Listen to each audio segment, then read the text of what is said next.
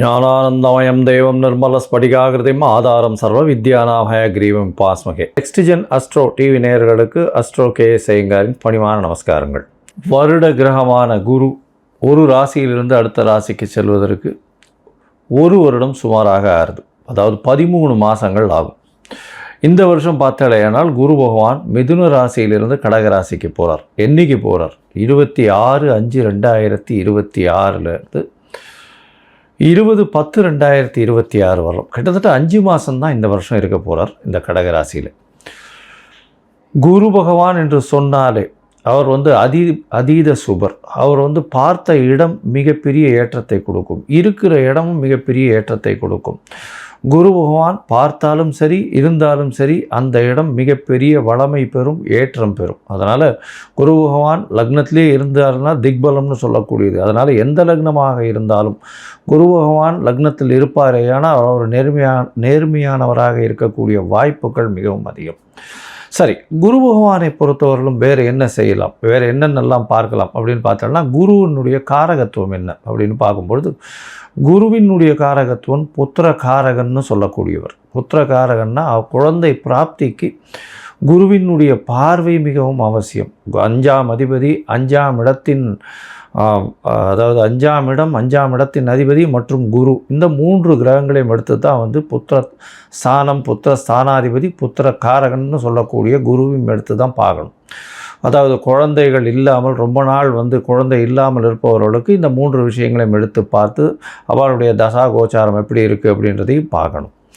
சரி, புத்திரக்காரகன் தவிர வேறு என்ன அப்படின்னா தனக்காரகன்னு சொல்லக்கூடியவர். அதாவது பணம் வரணும் அப்படின்னா, நிறைய பணம் சேமித்து வச்சுருக்கணும் அப்படின்னா குரு பகவான் அவருடைய கடாட்சம் இருக்கணும். எந்த ஒரு விஷயத்திலும் பார்த்தாலேயானால் பணம் அதிகமாக சேர்க்கணும் அப்படின்னா குரு இருக்கணும். செலவு பண்ணணும், சந்தோஷமாக இருக்கணும், அனுபவிக்கணும்னா சுக்கிரன் நல்லபடியாக இருக்கணும். அப்படி இருந்தால் தான் உங்களுக்கு அந்த பணத்தை அதீதமாக செலவு பண்ணுவோம். அதனால தான் பார்த்தேன்னா ஒருத்தர் பணத்தை நிறைய சேர்ப்பார், அவருடைய அடுத்த ஜென்ரேஷனில் பணத்தை அதிகமாக செலவு பண்ணுவார். ஏன்னா அவருக்கு குரு ரொம்ப ஸ்ட்ராங்காக இருக்கும், இவருக்கு சுக்கிரன் ஸ்ட்ராங்காக இருக்கும். அதனால் எல்லா விதமான உலக இயல் வாழ்க்கைகளில் இருக்கக்கூடிய எல்லா விதமான இன்பங்களையும் அவர் சந்தோஷமாக ஏற்று பண்ணுவார். அதாவது சுக்கிரன் அதிகமாக ரொம்ப ஸ்ட்ராங்காக இருந்தாலும். சரி, குரு பகவான் நேர்மையானவராக இருக்கக்கூடிய வாய்ப்புகள் அதிகமாக இருக்கும். ஏன்னா கற்பது, கற்றுக் கொடுப்பது, கற்பிப்பது இதுதான் அவருடைய தொழிலே. அதை தவிர பார்த்தாலேனா எல்லாருக்கும் சொல்லிக் கொடுக்குறது. அதனால் சொல்லிக் கொடுக்குறதுன்னா இப்போ என்ன சொல்கிறதுனா நாலெட்ஜ் ட்ரான்ஸ்ஃபர்னு சொல்லுவோம், KT அப்படின்னு சொல்லக்கூடியது. அதே மாதிரி HR அப்படின்னு சொல்லக்கூடியது, அட்மினிஸ்ட்ரேட்டிவ் இன்சார்ஜ், இந்த மாதிரியான விஷயங்களை சொல்லக்கூடியவர். அதே மாதிரி தங்கம் அப்படின்னு சொல்லணும்னால குருவுக்கு உண்டான ஒரு மெட்டல்னு சொல்லக்கூடியது தங்க ஆபரணங்கள். அதாவது எப்படி சொல்லணும்னா, தங்கத்தை ஆபரணங்களாக பண்ணி ரொம்ப நகாசு வேலைகள்லாம் பார்த்தா அதில் சுக்கிரன் இருக்கும். ஆனால் அது பொதுவான தங்கம் அப்படின்னு அந்த மஞ்சள் நிறத்தோடு இருக்கக்கூடிய ஒரு தங்கம் அப்படின்னு வச்சேன்னா அந்த தங்கத்தினுடைய வெயிட்டு, தங்கத்தினுடைய இதுவை பார்த்தாலேனா குருவினுடைய ஆற்றல் இருக்கும். அதனால தான் தங்கத்திற்கு குருவினுடைய இது உலோகமாக கொடுக்கப்பட்டிருக்கு. சரி, இது தவிர தாவரத்தில் பார்த்தாலேனா முல்லைப்பூ, முல்லை செடி, அது தவிர இந்த வேர்க்கடலை இனிப்பு வகைகள், அதாவது கடலை மிட்டாய்னு சொல்லக்கூடியது, வேர்க்கடலை இனிப்பு வகைகள், சக்கரை பொங்கல், இந்த மாதிரியான விஷயங்கள். அது தவிர பார்த்தாலேனால் இந்த குரு பகவானுக்கு உண்டான மஞ்சள் மூக்கு கடலை, வெள்ளை மூக்கு கடலை, கருப்பு மூக்கு கடலைன்னு இந்த குரு பகவானுக்கே சுண்டல் போடுவோம். அது தவிர மஞ்சள் துணி, இது எல்லாமே குரு பகவானை சொல்லக்கூடிய விஷயம். குரு எல்லாவற்றிற்கும், அதாவது தேவர்கள் எல்லாருக்குமே அவர் தான் குரு. அதனால் இந்த குரு பகவான் எந்த கிரகத்தை பார்த்தாலும் குருவுக்கே எல்லா விஷயங்களிலும் அதிகாரம் உண்டு. அதனால் எந்த ஒரு தீய கிரகத்தை பார்த்தாலும் அவரும் கட்டுப்பாட்டில் வருவார். அதாவது தீய கிரகம்னு சொல்லக்கூடியது சூரியன், செவ்வாய், அதை தவிர ராகு, கேது, சனி வாழெல்லாம் சொல்கிறோம். இந்த கிரகங்களை பார்த்தாரே ஆனால் அந்த கிரகங்கள் சுபப்படக்கூடிய வாய்ப்புகள் மிகவும் அதிகம். எந்த இடத்தில் இருந்தாலும் இந்த துர்கிரகங்கள் குருவின் பார்வையினால் சுபப்படக்கூடிய வாய்ப்புகள் மிகவும் அதிகமாக இருக்கும்.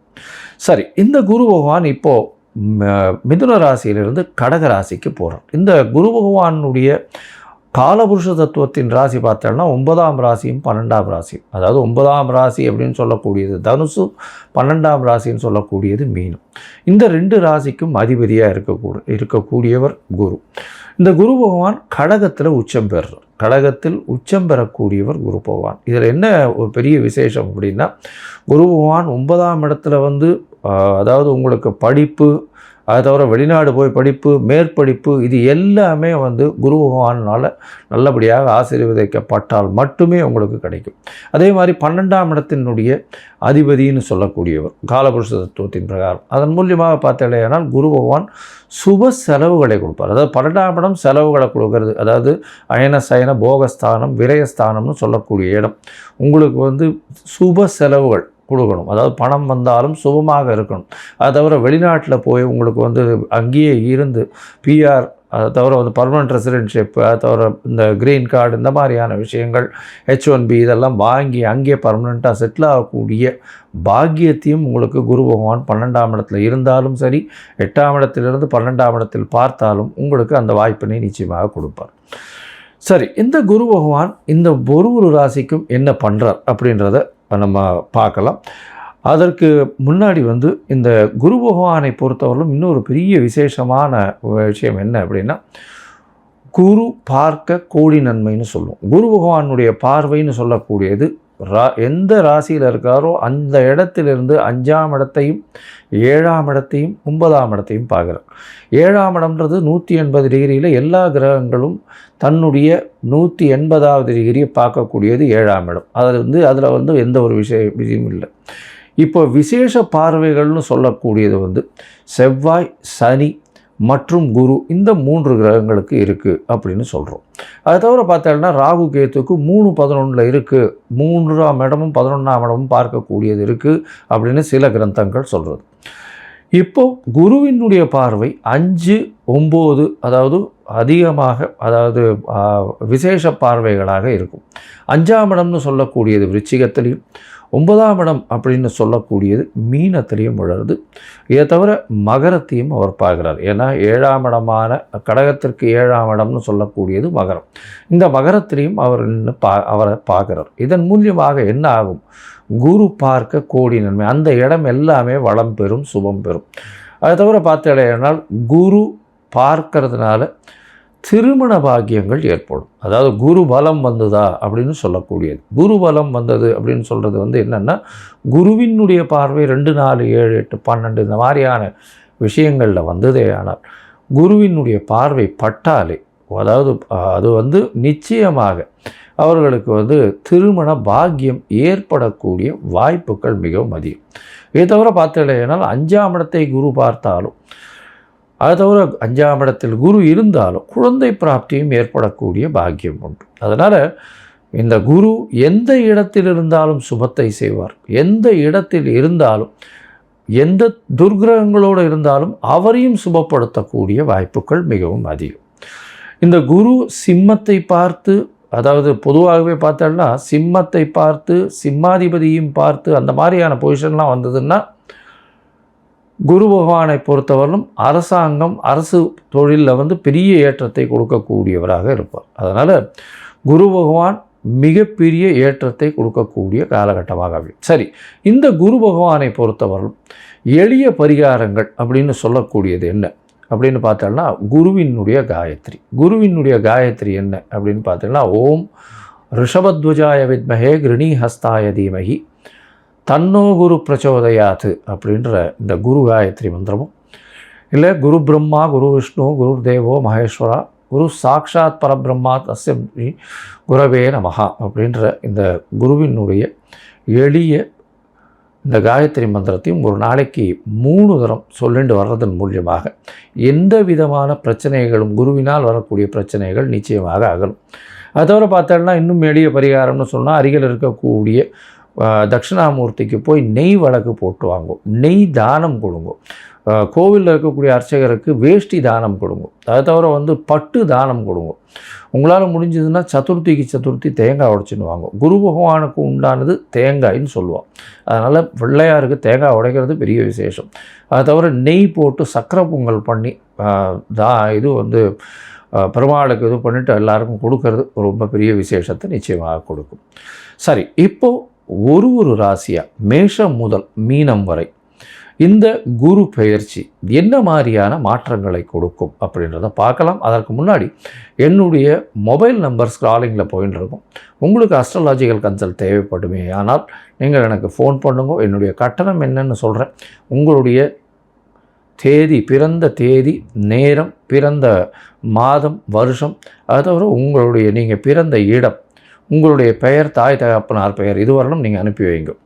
இதை அனுப்பிச்சி வச்சோடனே உங்களுடைய ஜாதகத்தை போட்டுவிட்டு அதுக்கப்புறம் உங்களுக்கு அப்பாயின்மெண்ட்டு கொடுத்து உங்களுக்குன்னு டைம் ஒதுக்கி நான் உங்களுடைய பிரச்சனைகள் என்னன்றதை இது பண்ணி உங்களுடைய தசாபுக்திகள் இப்போ இருக்கக்கூடிய கோச்சாரங்கள் எப்படி இருக்குன்றதை வலுவாக இருக்கான்றதை பார்த்து உங்களுடைய பிரச்சனைகள் எந்த அளவுக்கு சுமூகமாக தீரும்ன்றது சொல்கிறேன். ஏன்னா இப்போ ராசி சந்தி, லக்ன சந்தி இதெல்லாம் ரொம்ப அதிகமாக இருக்குது. 50 வயசில் இருப்பா, அவளுக்கு ரிஷபராசியாக மிதுன ராசியானே தெரியாது. மிருகசீர நட்சத்திரம்னு சொல்லிட்டு இருப்பா, 2வது பாதம் 3வது பாதம் மாற்றி மாற்றி சொல்லிட்டு இருப்பா. அதே மாதிரி விசாகம் சொல்லிட்டு இருப்பா.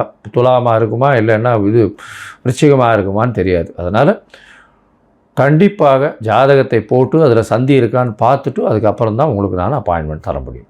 சரி, இப்போ மேஷம் முதல் மீனம் வரை குரு பெயர்ச்சி பலன்கள் எப்படி இருக்குன்னு பார்க்கலாம்.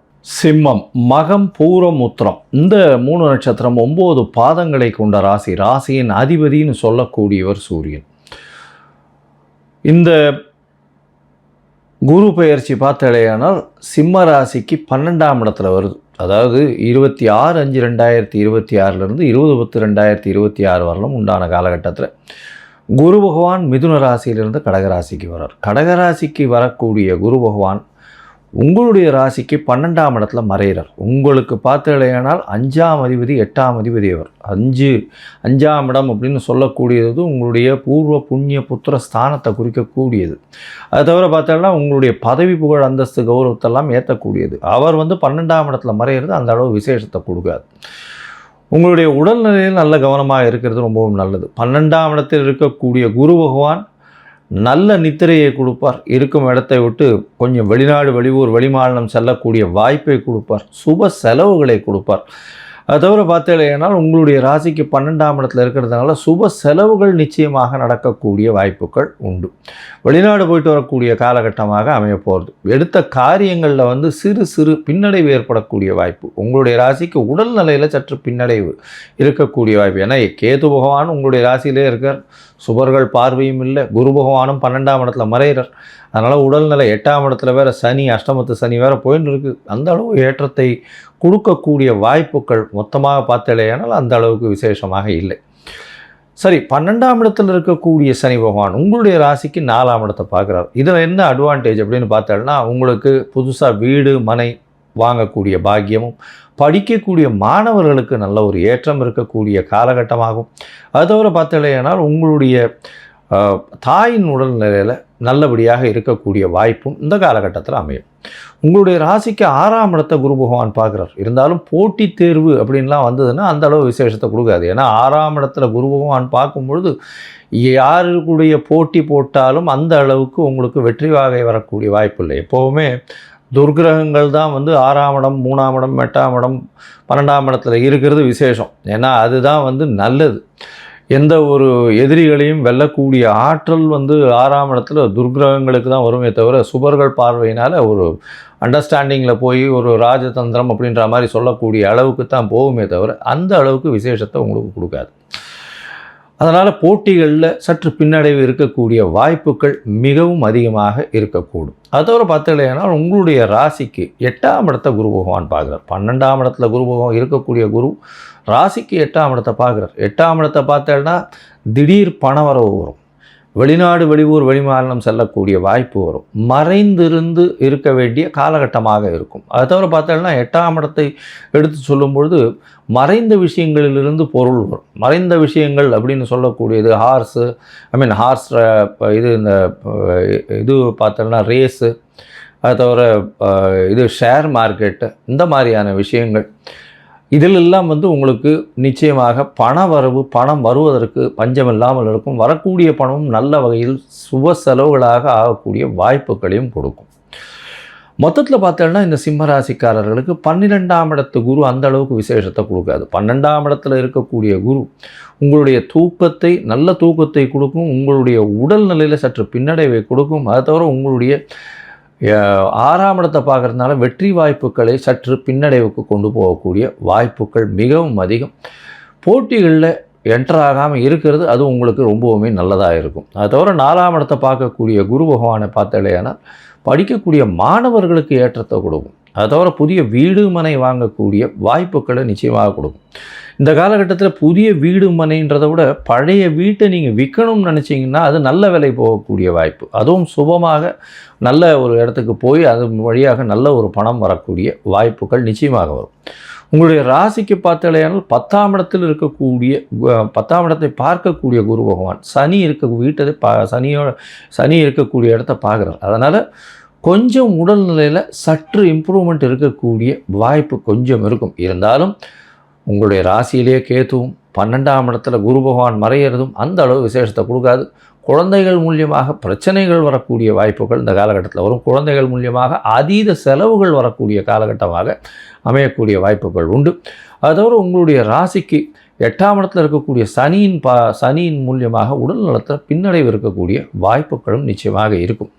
இந்த காலகட்டத்தில் உங்களுக்கு 8ஆம் இடத்தை பார்க்கக்கூடிய குரு பகவான் வெளிநாடு, வெளியூர், வெளிமாநிலம் சென்று வரக்கூடிய வாய்ப்புகளை கொடுப்பார். அதுவும் 6-8 தொடர்பு வர்றதுனால வேலையின் மூலியமாக வெளியூர், வெளிமாநிலம் போகக்கூடிய வாய்ப்பு. அதுவும் ஹெச்ஆரில் இருக்கிறவங்க, கோல்டு சம்பந்தப்பட்ட, பேங்கிங் சம்பந்தப்பட்ட, அது தவிர இந்த தலைமை பொறுப்பில் இருக்கிறவங்க இவங்கெல்லாம் வெளிநாடு போயிட்டு வரக்கூடிய வாய்ப்புகளை இந்த காலகட்டத்தில் நிச்சயமாக ஏற்படுத்தி கொடுக்கக்கூடிய காலமாக அமையும்.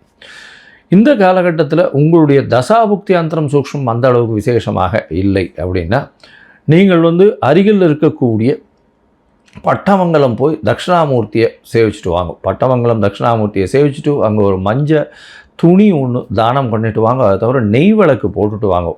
குரு பகவான் தட்சிணாமூர்த்திக்கு உண்டான பூஜைகளை பண்ணுங்க.